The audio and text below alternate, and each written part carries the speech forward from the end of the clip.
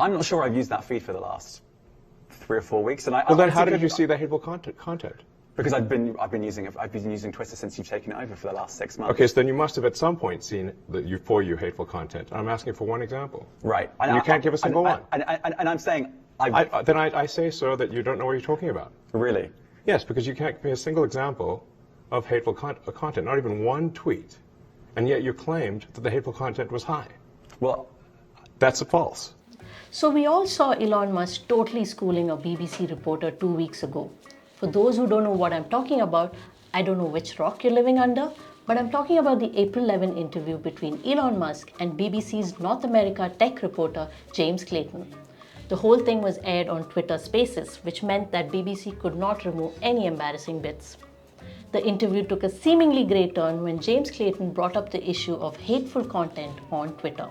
Content you don't like or hateful? What do you mean to describe a hateful thing?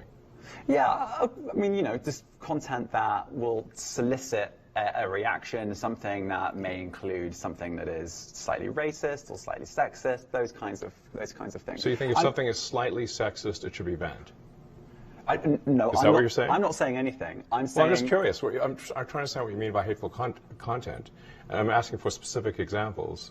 And you just said that if something is slightly sexist, that's hateful content. Does that mean that it should be banned? Okay, few things. Here's rule number 1 of journalism.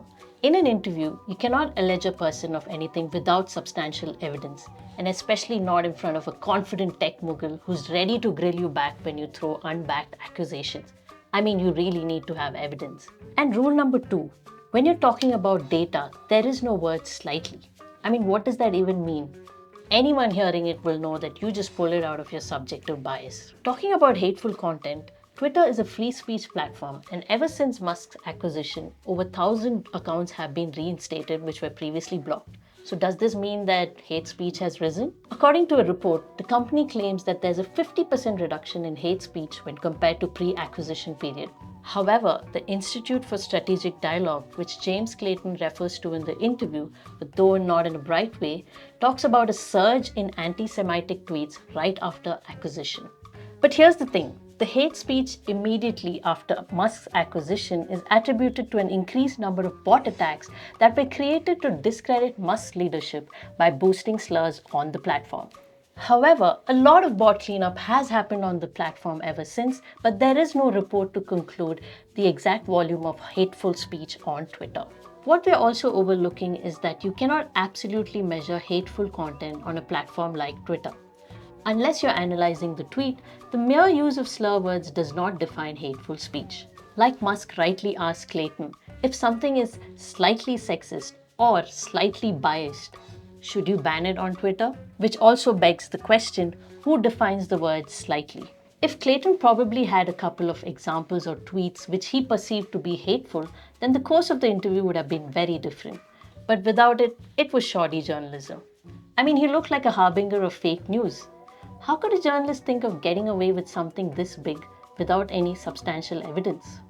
I haven't actually looked at that feed. Then how would you know this hateful content? Because I'm saying that's what I saw a few weeks ago. I can't give you an exact example. Let's move on. We only have a certain amount of time. Exactly. He had nothing, and that was embarrassing.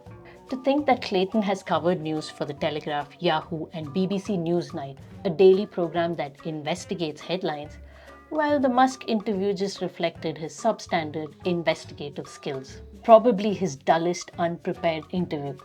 Good luck for his future.